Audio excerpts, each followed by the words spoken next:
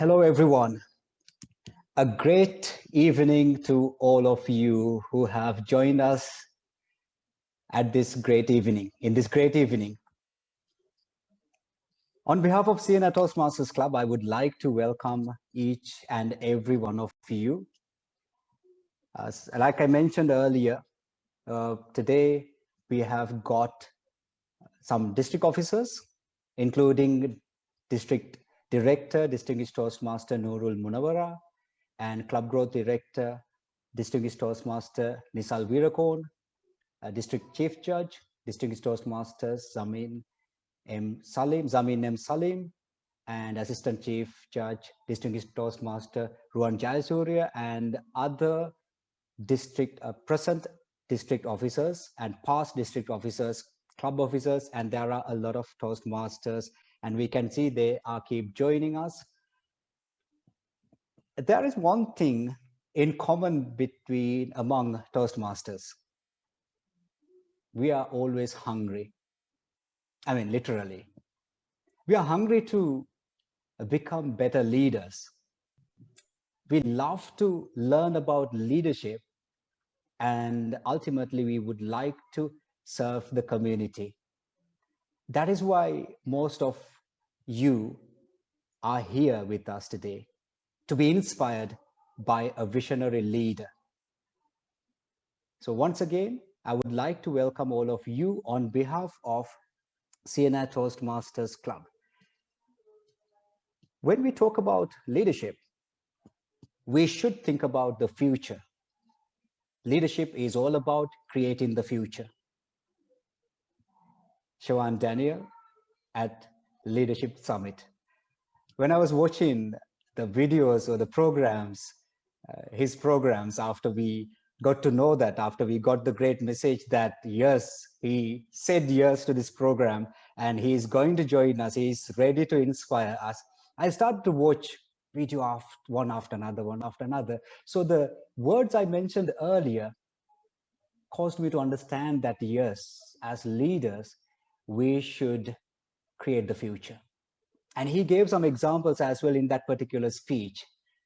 So today, he is going to talk about, as Sri Lankan leaders, what kind of opportunities are available in the future. Let us get to know a little bit more about this gentleman. He is the Executive Group Director, Capital Maharaja Group, Sri Lanka. He is a Fulbright Scholar, an Eisenhower Global Fellow, and an Asia 21 Fellow. He heads Sri Lanka's largest independent news network, News First, whilst also spearheading Gammadda, the grassroots movement that operates across over 10,000 Sri Lankan village clusters in all districts.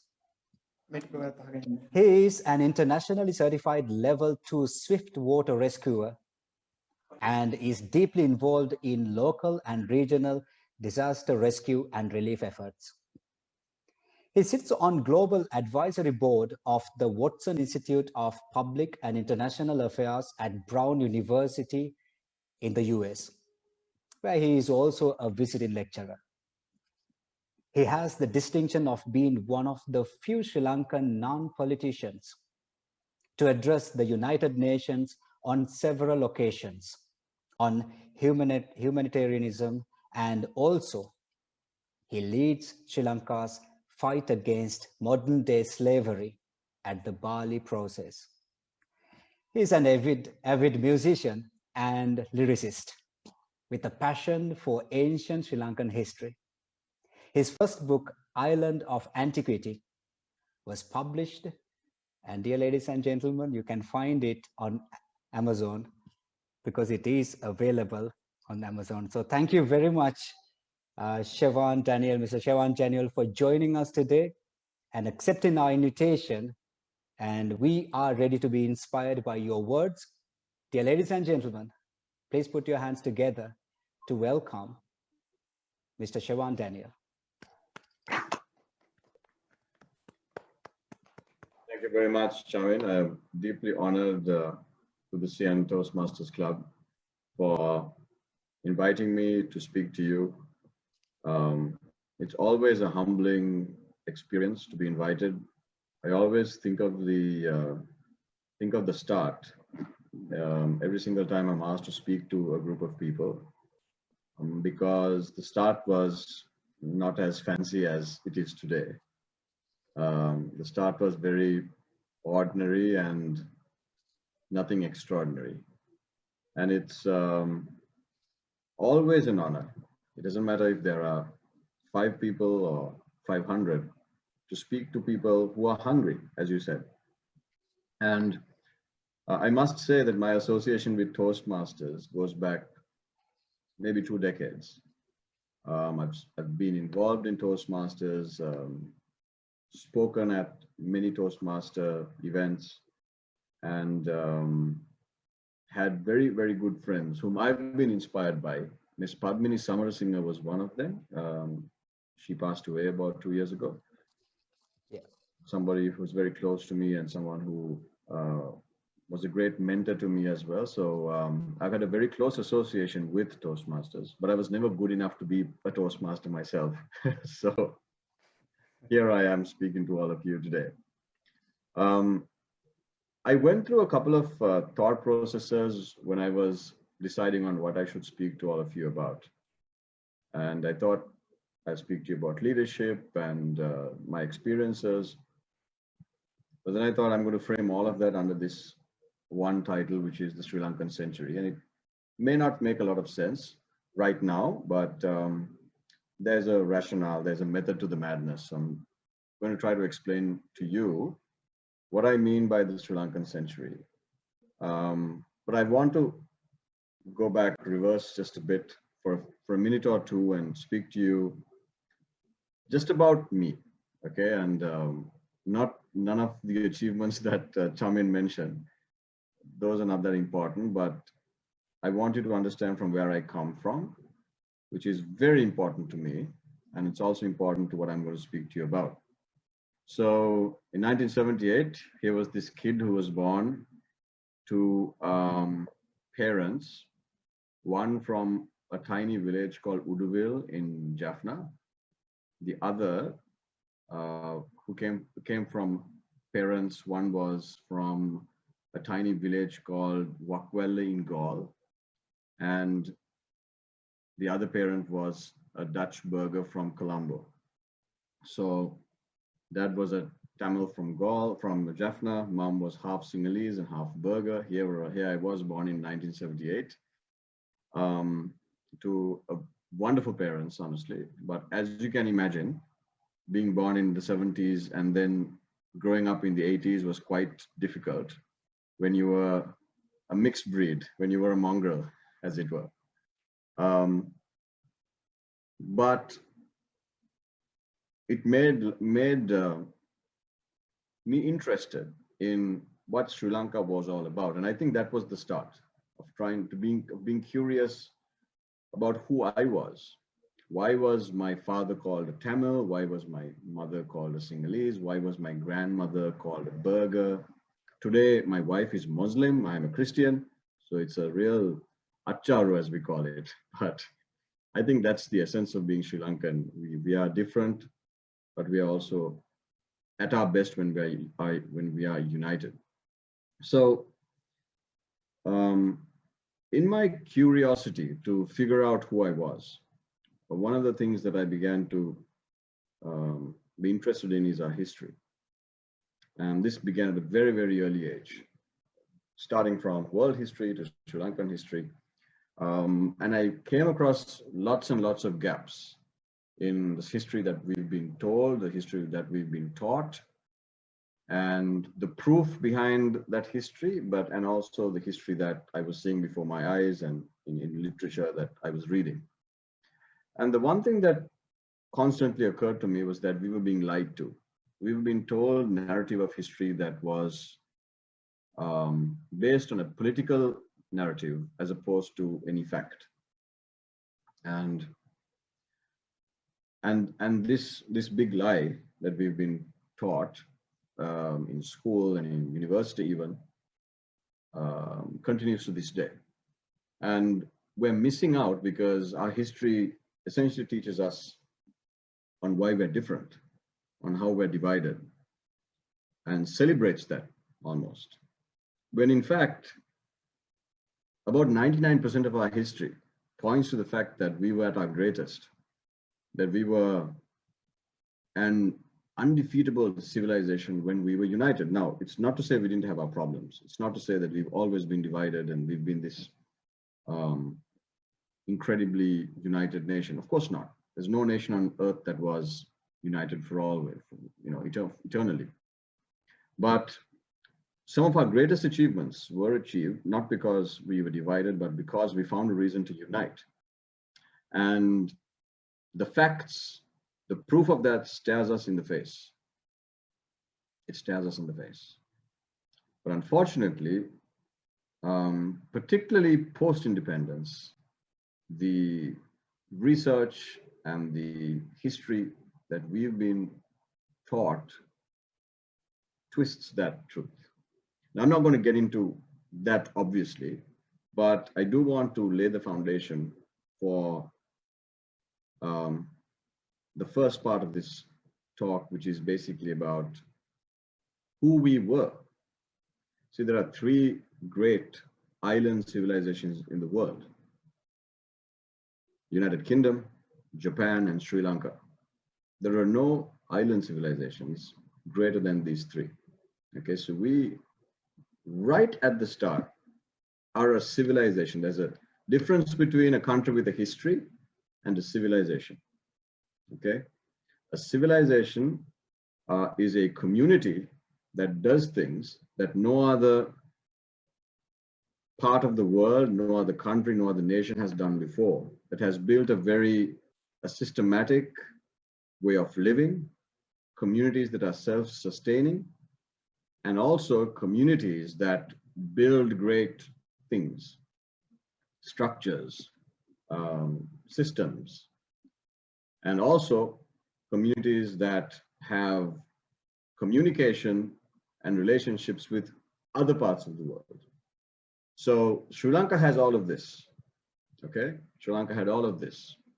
And our civilization was on par with the world's greatest. The Egyptians, the Babylonians, the Greeks, the Romans, the Indus Valley. We were completely separate to all of these civilizations, but we were as good, as great.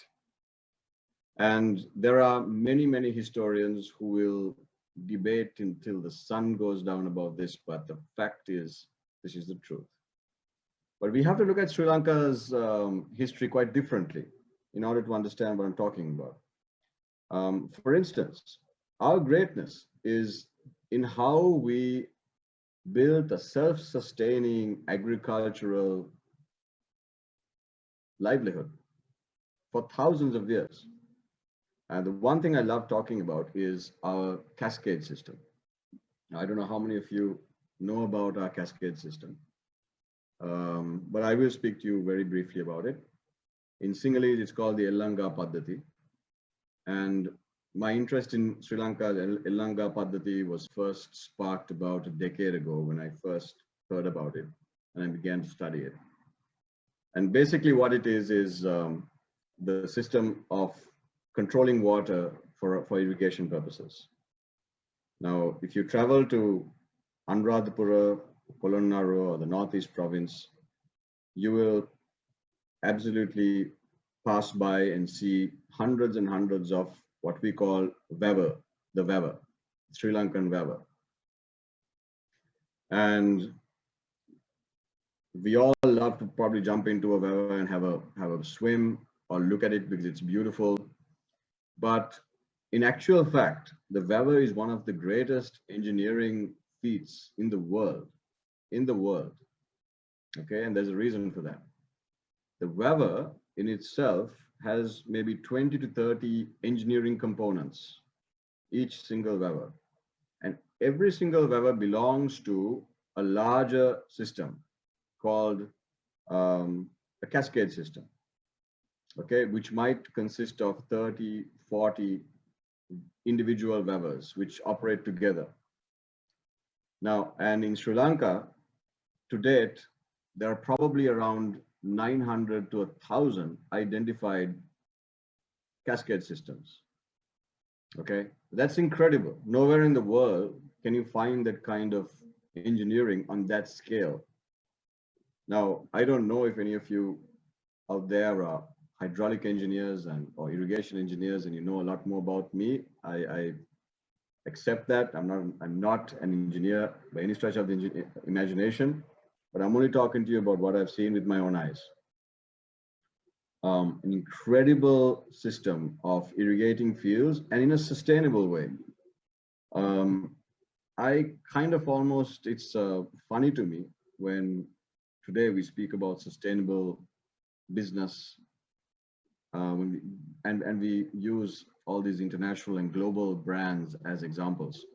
Okay, how Apple is being sustainable and Microsoft is being sustainable, and these companies come and try to teach us about sustainability when the greatest sustainable system is right in our own backyard, the Weber system.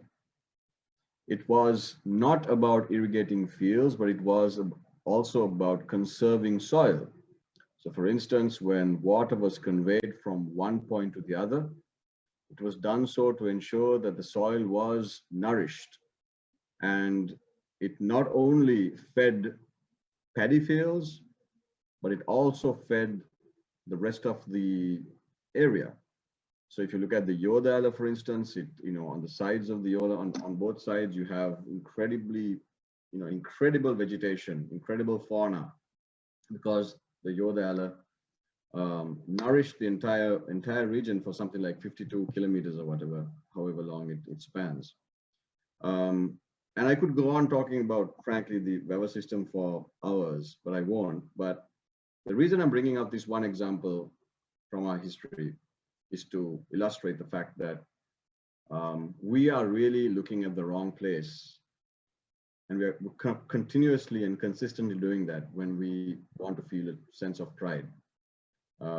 We've got to look a little deeper and understand our history in a more profound manner if we are to understand who we are. Now, why is it important that we have a sense of who we are? Because for centuries,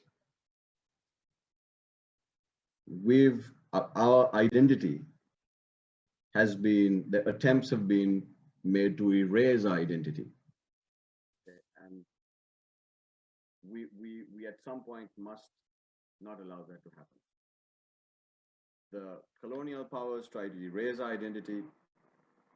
And today we find that there's sometimes a new identity that is sometimes thrown at us. But the fact of the matter is, assessing the truth, assessing facts will really tell us who we are. And as Sri Lankans, it doesn't matter what caste or creed or religion you belong to. As Sri Lankans, we can all be very, very proud of the fact that we come from a great civilization. If you speak to somebody from Greece or somebody from Egypt, they have a sense of pride in their nation because the whole world speaks of the Greek civilization, the Egyptian civilization, and the great and the Mayan civilization.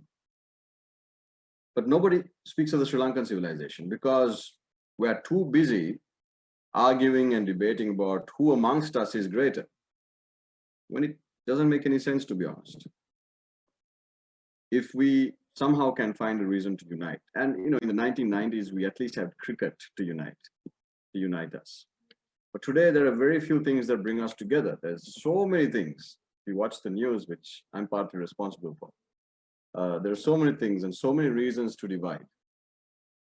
And ultimately, who benefits from that division is a question that we all know the answer to, but I won't get into it. But that's the truth. So until and unless we assess the fact, and the fact is that we are a united, strong nation, blessed by God or whoever you believe in, and that together we can control our resources. Together we have championed the world. We have been the world's champion. When we work together, it is only then that individually we can also reach our potential. This is not some kind of feel-good story. It's something I truly believe in because I have assessed our history and I've seen it done before. I can see it with my own eyes. Um, to me, when I see a vava in Anuradhapura, it's not just a body of water that looks beautiful and you can watch the sunset. It's not just a body of water that irrigates a couple of 100 acres of paddy. To me, it is an example of how ingenious our people have been in the past. When I assess the Ruwan Velisaya and when I gaze at the Jetavanaramaya or Abhayagiriya, which by the way were the world's highest buildings, second highest buildings for thousands of years next to the pyramids of Giza, okay, the Jetavanaramaya. But nobody speaks of this. None of us even probably know about it, but that's the fact, okay? So when I see these structures, I see a nation that had excess. You can't build enormous, fantastic engineering structures if you're a poor nation, if you're a nation struggling to make ends meet. But if you're a great nation with excess, with surplus, then your arts flourish, your culture flourishes, music, drama, and engineering flourishes. And so just a casual trip to Anuradhapura will give you an indication of how incredibly prosperous we were as a nation. And Anuradhapura is not a city. Anuradhapura is a civilization. So Anuradhapura can't be considered to be just a city and you have the Puja Nagara, but that's not Anuradhapura. Anuradhapura is the entire kingdom. Anuradhapura spans all the way down to the south. So you must also take time to visit places like Rajagala, which is a fantastic kingdom basically built up 1,000 feet up in the air, which is only now being investigated by our archaeologists. And so there's so much going on in this nation that we've sometimes failed to appreciate. So much we've been blessed with. We have something like 8, I think it's even 9 World Heritage Sites within 65,610 square kilometers. That makes us the highest density of World Heritage Sites of any nation anywhere in the world. And as we keep applying for more sites to be named World Heritage Sites, that's only going to get even denser. So we're really, really blessed as a nation. But sometimes we fail to appreciate what our forefathers did for us. Partly because we are not taught the truth, but also partly because we're not curious enough. We're not open-minded enough. We like to be in our comfort zone and sometimes don't like to step out of it. And we can also be guilty of sometimes being a little too self-centered, which is ultimately going to hinder our progress as a nation. So the first and perhaps most important point that I want to share with you is the fact that we must reassess our history, now our understanding of our history, if we are to truly reach our potential as a nation. That's the most important thing. Right now, we have no idea of what kind of future our nation holds. I think all of us are in the same boat. It doesn't matter how much you earn or I earn, our backgrounds, it doesn't matter. The one truth is that we are all uncertain of our future. I think we can all agree with that. And probably the next thing is that we are unsure of what kind of leadership will take us to the future. I'm not talking about the next 5 years, forget about the next 5 years. We need to be thinking about the next 50, okay, the next 50 years. What kind of legacy are all of us together?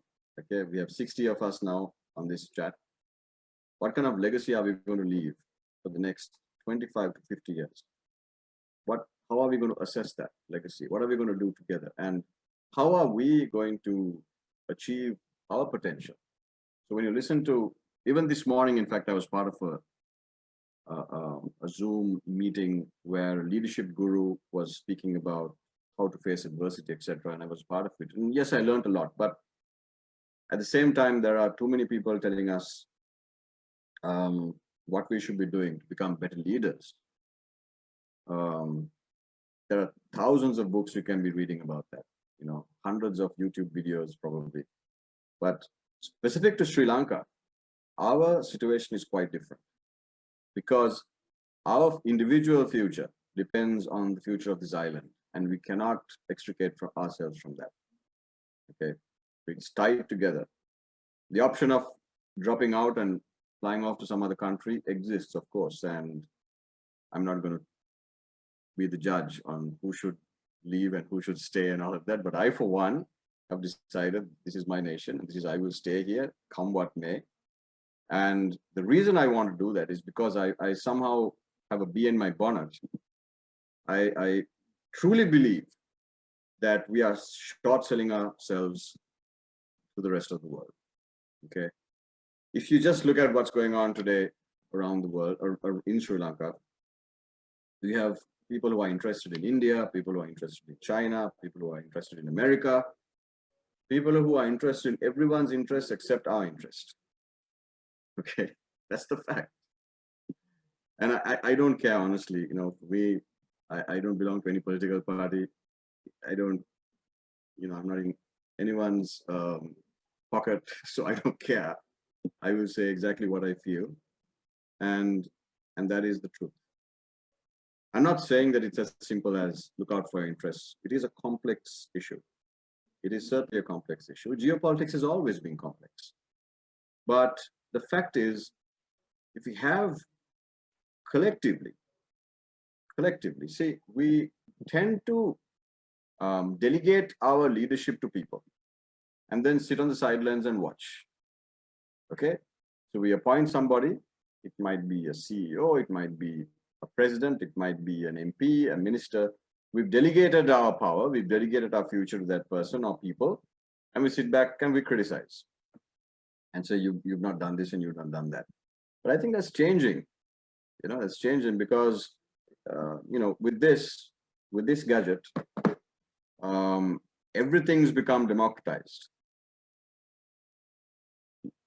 Power has become democratized. Democracy is democratized for the first time. Okay, you can see how different 2020 is to 2015 and 2010. When today, every decision or any decision can be criticized at that very moment by people. But we don't have a structure to contend with that. So I can change almost anything if I want to in a moment, but I can't change the people I send into parliament for 5 years if they don't do what I want them to do. I'm stuck with them for 5 years. Okay. So of course, these are not things that are going to change overnight, and they will take time. But the fact of the matter is that even politics itself, our understanding and appreciation of politics in Sri Lanka must change. There must be a revolution of the mind. And it's important that people like all of us, people who are interested in leadership, people who are interested in serving people and becoming better people, are interested in politics, because politics is serving people. Politics is public service. It's, in my opinion, the greatest thing on earth, to serve people, to serve the public. Unfortunately, today, if there are any parents amongst you, you would want your child to become a doctor or an engineer or a software developer. But how many of you, honestly, hand on your heart, would want your kid to become a politician? Almost none. And that's the problem. Okay, how sad is that? How sad is that we, have such a low estimation of politics in this country, when ultimately that is what matters. Ultimately, that is what decides the path that our nation goes on, decides on the potential of our nation. So it's very important that we get interested in politics, and not party politics. I don't mean, a political party or a person, but rather assessing the future of the world. What is the future of jobs going to look like, for instance? In the next 5 years, how will things like artificial intelligence and robotics impact our job market? Can we, and I don't mean this in any derogatory manner, but can we only sustain ourselves by focusing on clay pots, for instance? Okay, it's fantastic traditional industry, but the world is moving in a completely different direction. Many of the jobs that we depend on today would probably disappear in 5 or 10 years, maybe in 5 years. Automation particularly, robotics particularly, will take the place of many of the labor-intensive jobs that we depend on today. Our nation depends on. So where is the Ministry of Robotics? Where is the Ministry of Artificial Intelligence? Where is the Ministry of Deep Data? Basically, leadership is about the future. So there's a great professor from, I think, University of Michigan, who always spoke of leadership, and he spoke of leadership in 3 boxes: the past, the present, and the future. And we tend to spend 10% in the past, 80% in the present, and 10% in the future, when we should be spending a good 70% assessing the future. That's what leadership is about. Having an opinion of the future with an appreciation of the past. Whatever we do today is firefighting.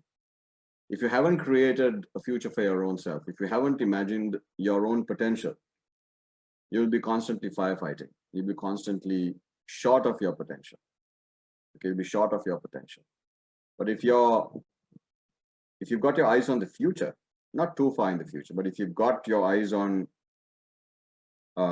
exceeding your potential, exceeding what the world tells you you're capable of, well, then you're always going to be creating an opportunity for yourself. And that's what running a nation is also like, in a sense. If you look at the greatest miracle stories, okay, South Korea, for instance, I'm not to say that South Korea wasn't supported by the West, for instance, okay? Of course, there was investment.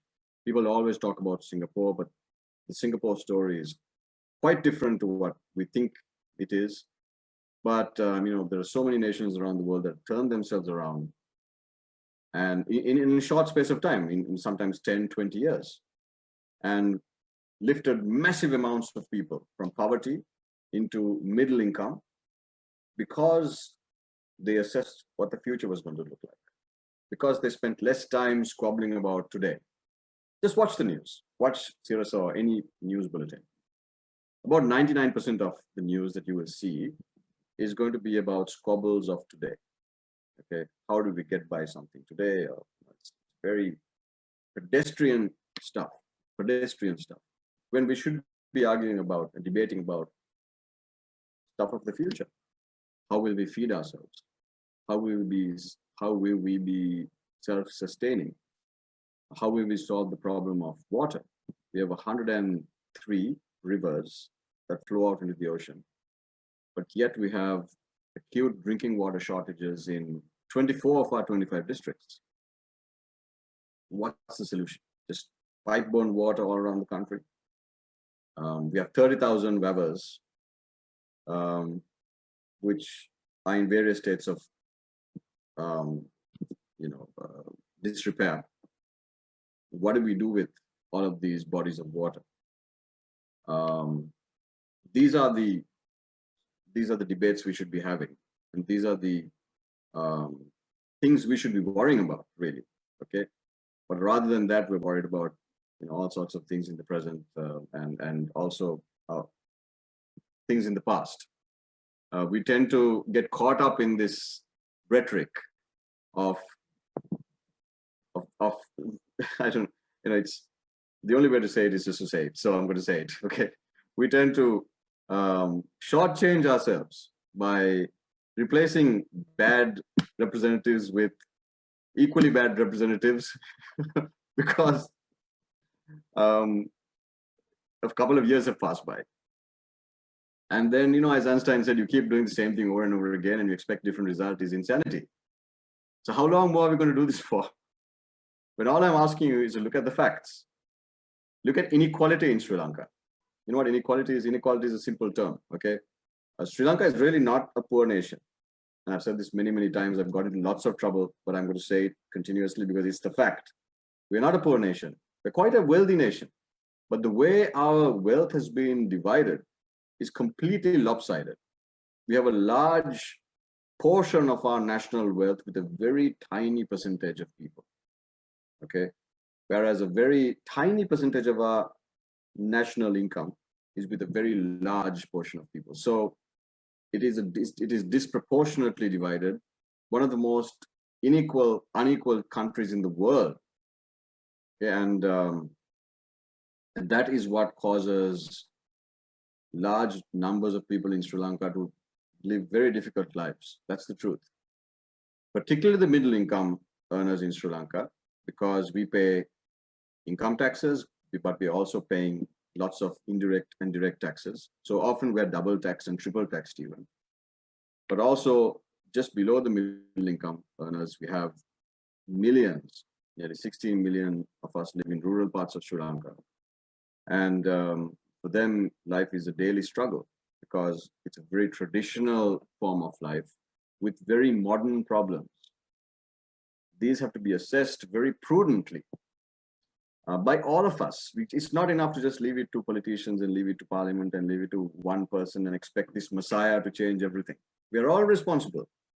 We're all responsible. And how we get to do that is by living to our potential, by assessing the fact and living by the truth. This is a really important part of my talk. It's the final bit. And it's this concept of the truth that we all grew up. It's the founding notion of this nation, the truth. Sri Lanka is a Buddhist nation. And to me, that's wonderful. I'm a Christian myself, but for me, it is a wonderful, wonderful blessing because Buddhism is essentially search for the truth. And the search for the truth is based on fact, assessing the fact. But what do we see today? Anything but the fact. Anything except facts is embraced.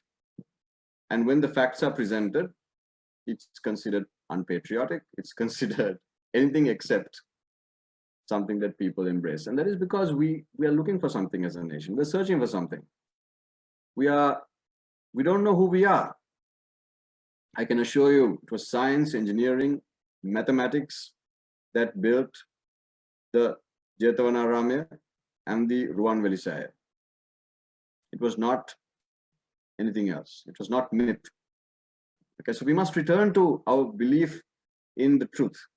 We must return to our belief in the fact and following the facts in search of the truth, personally as well as a nation, because it is our founding philosophy. I'm not a Buddhist. Absolutely, I'm not a Buddhist, but I also am a very, very passionate follower of your philosophy. And I think sometimes it can be complicated a bit too much when it is really not that complicated. Okay, you only have to read the Chulahatti Padopama Sutra, which is the first sutra preached on our soil, to understand what Buddhism is all about. Okay, I'm sure all of you know what that it is, but very, very briefly, it's a wonderful leadership metaphor. You don't have to read all these books by Bill Gates and Steve Jobs. If you read one or two Jataka Katha, you've got all the greatest leadership lessons in there. So the Chulahatti Padopama Sutra is basically essentially teaches us how to make decisions based on the truth. Okay, it talks of somebody who walks into a jungle looking for a particular type of elephant. There are 4. And before you walk into the jungle looking for this elephant, you must have an assessment of what are the qualities of this elephant. And then when you are walking around inside the jungle, because nobody can The jungle is a very confusing place. You can get lost in it. And so when you have an idea of these qualities, you must look for signs, which are facts, and simply follow the sign, simply follow the fact, and you will find your elephant. That's basically what the Chulahati Padapum Sutra is all about. Okay. And this we must use in our day-to-day lives.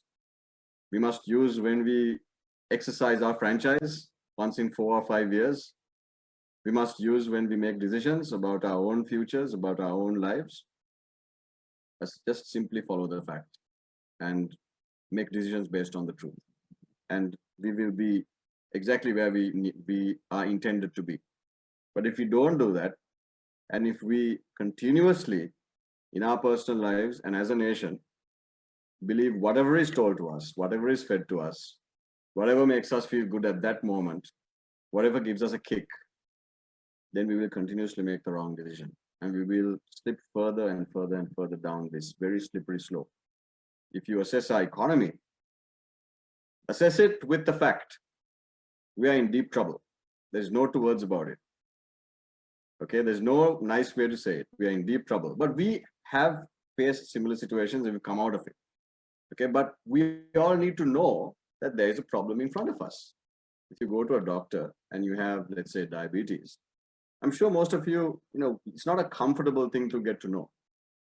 But a good doctor will tell you, hey, you've got a problem with your sugar, and here's what you need to do to control it. Just ignoring it or denying a problem doesn't exist is not a solution. Denial is not a strategy, as the City research recently said about our economy. Denial is not a strategy.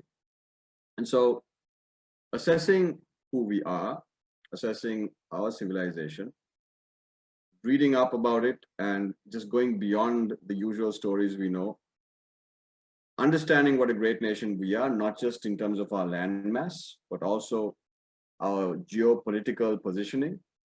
We have 500,000 square kilometers of exclusive economic zone ocean surrounding us, which makes us 8 times as big as our landmass, which makes us a rather big nation. Okay, there's nothing south of Hambantota all the way to the Antarctic. Okay, so we essentially are sitting on the center of the world, as we always have. We just don't know it. We are a sleeping giant, all of us.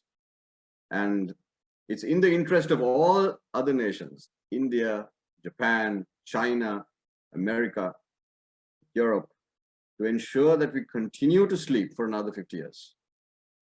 Okay, and if we just try to wake up, they will bonk us on the head with something, and then we go back to sleep again. So we have to be aware of this. And what we do with that awareness is up to us. All right, we are great as people. And what is greatness? Greatness is living to your potential. We have been given so much. We have now a responsibility by this soil, by this nation, to live up to that potential. We're not living on some desert in the middle of Africa. We're not in some nation which has no resources. We've been given everything, and now we have a responsibility. So whether you like it or not, you've been born on very precious, blessed soil. So you have a responsibility, we have a responsibility to up our game. And I'm really, really proud, in a sense, of all of you, because as Chamin mentioned, you're hungry for more, you're hungry to learn more. And that is the first step. And it's a great step, it's an important step. And all I can do is perhaps just give you a few indications of what to look for in history and what to look for in the future. So look, in this short space of time, there's only so much I can fill you up with, so much of details and so many facts about history and the future and all of that. But I'm very, very pleased that I was able to share these thoughts with you. They're thoughts I truly believe in, and I would speak openly about these things anywhere. But I think that it's should not be limited to just something you hear on a Zoom, meeting one evening and then just forget about it. But I really want you to go back and try to regurgitate some of what I told you, try to understand, and maybe even do your own research into our history. And it'll open up your mind. It will teach you so much about kings and queens you never even knew about. You know, we have Sigiriya in the Mahavansa, one mention of the man who made it, one mention. And we're not even sure that it was him. Okay. And the point is that when there's lots of gaps in our history, then myth can be poured into it. Okay, myth can be poured into it. And obviously we are all, particularly young people, are just waiting for a sense of identity. And so then we tend to believe we are sons of gods and all sorts of weird stuff that can be poured into that, and it then messes up our present even more. So assessing everything intelligently is really very, very important, and I would urge you to do that. You've all been very patient. I hope you're not all asleep. And, but you know, obviously this is something that I'm very passionate about. I'm very happy to answer any question and share any thoughts that you might have as well. So yep, that's it. Chamin, over to you. Thank you. Highly appreciate it. And out of a lot of thoughts that you shared, as leaders, I think you urge us, or you ask us to assess what you hear, because we are living in a world in which people are really smart, good at coming up with opinions. They know how to show that they are like facts, but you need to analyze them, what you hear, whether they are opinions or whether they are facts. And at the same time, I felt little ashamed, because once you were talking about the past, the history of Sri Lanka, and I was thinking, do I know 1/10 of these things? And I should start learning more about the past, because there is a saying that if you want to focus on future, of course you need to know where you're coming from, your past. So thank you very much, Siobhan, Daniel, for sharing these things. And like you said, yes, there are some questions already we have got, although we did not ask our members to ask questions. Yes, there are some questions here. But dear ladies and gentlemen, the participants, we would like, if you have got any questions, if you, whatever the things you would like to ask based on what you heard from Siobhan, if you have got any questions, if you would like to send any questions, you can share those questions in the chat. So we have got, as I mentioned, there are some questions already. Let me take one question that which was sent by Ranga. Okay.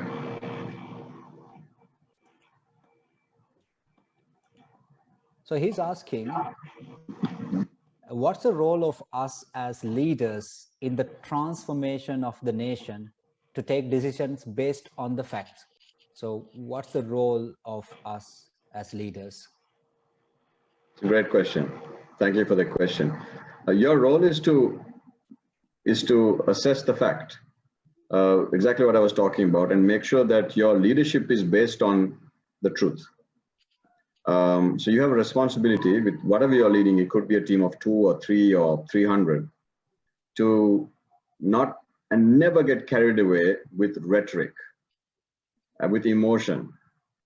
Always assess your decisions by using facts as much as possible. I mean, it's never a perfect situation where you have all the facts at your fingertips, but that's your responsibility to assess the facts. So whenever in my personal journey, I'm very fortunate because for the past 23 years, I've worked for an incredible man, the chairman of the company, who's mentored me basically from nothing.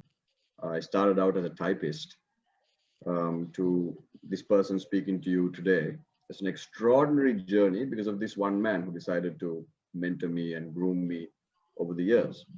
And the one thing he's always taught me to do is to assess situations calmly, intelligently, and never be afraid of making a decision once you've made that assessment, knowing fully well that you might be making a wrong decision. But leadership is about consistently making better decisions, not making the right decision all the time. Being afraid to make a decision because you might get it wrong will never make you a good leader.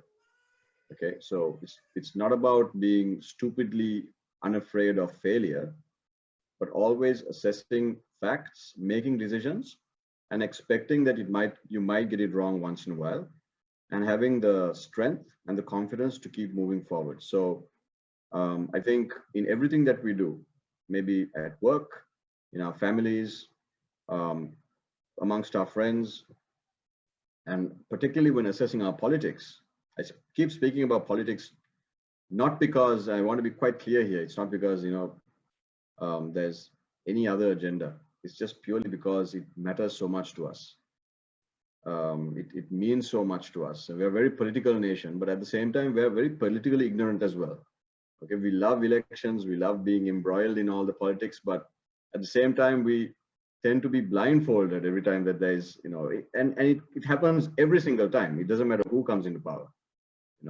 We spend 5 years screaming at people who we've appointed, and then we appoint the same people once again, or carbon copies of them to parliament, and then we expect something different for our futures.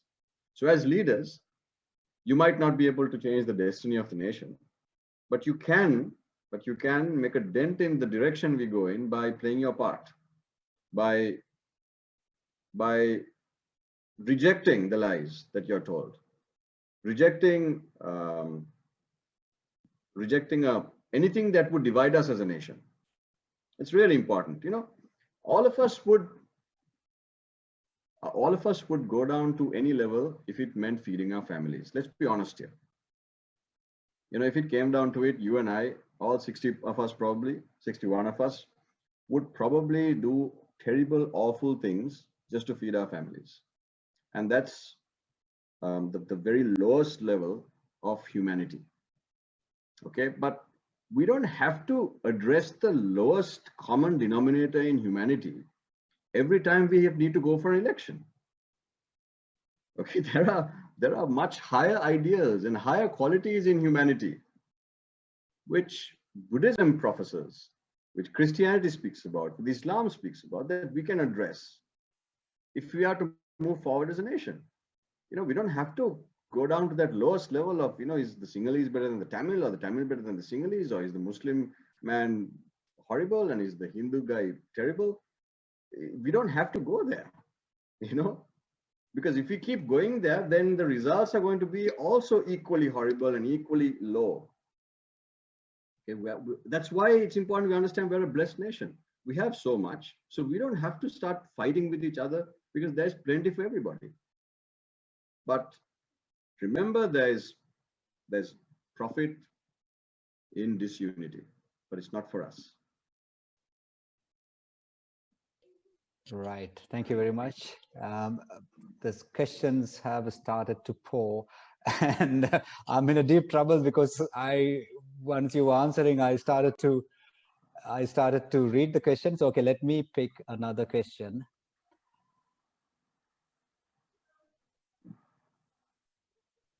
Right. There is another question. So where do you see our country in terms of the economy and personal growth in our future?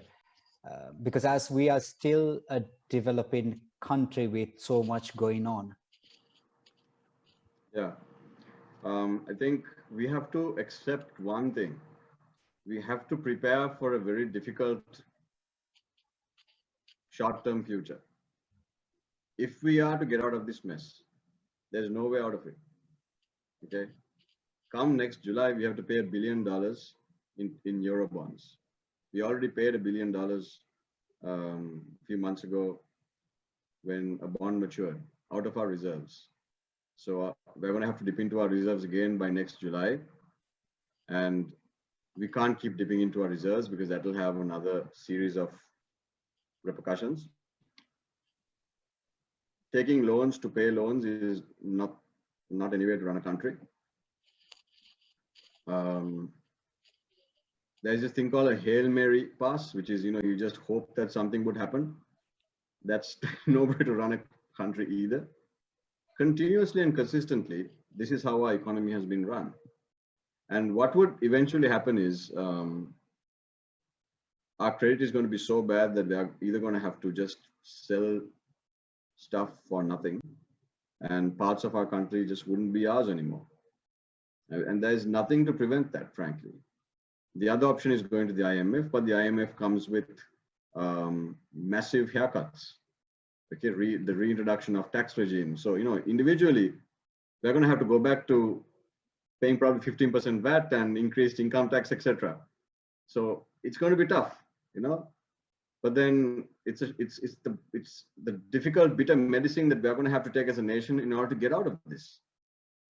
Okay, so these decisions have to be taken by leaders. Leaders will take difficult decisions to save the nation, and unfortunately, when those decisions are based on some kind of election or something, then the decisions are continuously postponed.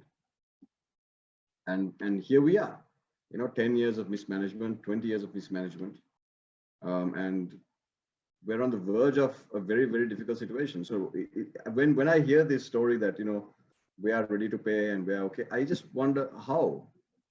Just please show me how. And there's really no clear indication of that. And it's not. I'm not an economist, but any one of you can just read the Citi research report that was released about a week ago, which very intelligent people have put together a report that assesses our economy. That is, it's not a political, it's not a statement against any kind of political party. It's a statement of fact. So no one needs to get angry when facts are stated. It just provides a solution. Provide a solution. That's, I think, what the nation needs right now. So each of us also has to be quite aware. And we spend at News First, we spend a lot of time assessing these facts and presenting it, but also the responsibility of people to assess these facts intelligently. Right. Thank you very much. And maybe one last question, because it's 9:03. We know that your time is so precious, and you said yes to this program despite your tight schedules. So you always mention in your presentations, in your speeches, that you started your career as a typist, and now you have become a director. If you would like to tell us three things, so this is one of the questions a member has asked, three qualities that, or the skills you needed the most, or you used the most to come to that level, what those three qualities would be? I think the first would be a willingness to learn and curiosity. So opportunity, and I speak about this a lot, comes sometimes in the midst of difficulty. So whenever I am given a challenge or some sort of problem to lead, I used to always consider it to be an opportunity to progress. Number one. Also, I think something that benefited me a lot was my interest in making something better than when it was given to me. So if I was handed over something, I'd like to make it better and continuously improve. And I think that quality was certainly made better by my mentor, the chairman. The next thing is facing adversity. You see, you have to find a purpose in life. And that's a huge word, the word purpose. Okay, because purpose is what will take you through the difficult times, not ambition. Ambition is a very simple word. I want to become the director, I want to become the CEO, I want to become the president. Those are very, very simple things. Purpose is something greater than that. Purpose is something that wakes you up in the middle of the night, something that just drives you forward. And most importantly, sustain you through difficult times, because as leaders, as individuals, we will go through difficult times.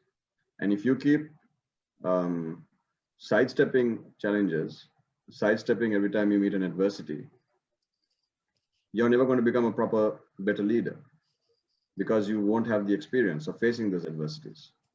So I think those three qualities serve me well.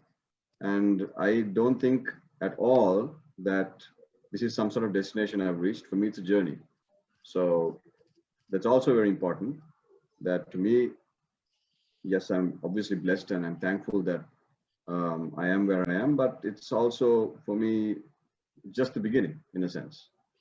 And that's why I keep saying that, reminding myself almost that I started as a typist, because tomorrow I might have to go back to being a typist. and then you start all over again, and that's okay. Right. Okay. Thank you very much, Siobhan, Daniel, for answering those questions. And there are a lot. I know that if we start to answer all these questions, and there will be more questions. So I think it is time for us to wrap up the session. So I would like to, first of all, I would like to extend my sincere gratitude to you, because our president, Toastmaster Pubudu, when he tried to contact you, the date that they were planning, you were not available on that day. But then again, without saying no, you came up with the date and time. You asked us whether this is okay. If we are okay, you can come and just conduct the session. So that shows how humble you are, because we always, as Toastmasters, we believe that that humbleness should be there in a leader. So thank you very much, despite in spite of your busy schedules, tight schedule, for joining us today and inspiring us, sharing something you truly believe. So let me say this again. Thank you very much, Siobhan, Daniel, for joining us today, and the district officers who joined us, including Distinguished Toastmaster Nurul Munawara and Distinguished Toastmaster Nisal Virakon, and other district officers, club officers and members from different clubs in the country, Toastmasters. Thank you very much for joining us. And then again, a special thanks should go to Mr. President and the executive officers or club officers of Siena Toastmasters Club for organizing this session. And dear ladies and gentlemen, the biggest respect we can give to the presenter, to this visionary leader, is to practice what we learned right now, or during past 1 hour or so. We learned something. Without limiting that to knowledge, let us all practice what we learned. So dear Siobhan, Daniel, thank you very much once again for joining us, for inspiring us, so for sharing what you truly believe is true. Thank you very much. And thank you very much. Thank you, Chamin, and thank you, everyone. It's been a real honor and a pleasure, and I'm happy to be part of your events in the future. And if there's any other way I can support you, I'm only email away. Great. Thanks a lot. Appreciate it a lot. Thank you. Ladies and gentlemen, that concludes the Sri Lankan Century, the inspirational program, which was organized by Siena Toastmasters Club. So have a great night. Stay safe. We will see you very soon through this kind of program. Take care, everyone. Stay safe. Thank you, Chamin. Thank you all. Thank you. Thank you.